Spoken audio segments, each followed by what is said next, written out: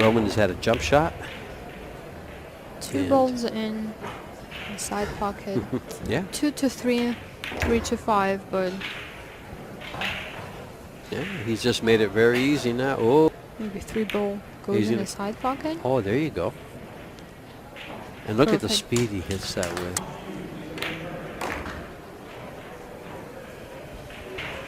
You know, I watched him and Pia and Torsten Homan in what a beautiful event. I just can't wait to Tony Cup with 26 teams. It was awesome. I'm not playing it. Hopefully we'll get back. And he does execute another break and run.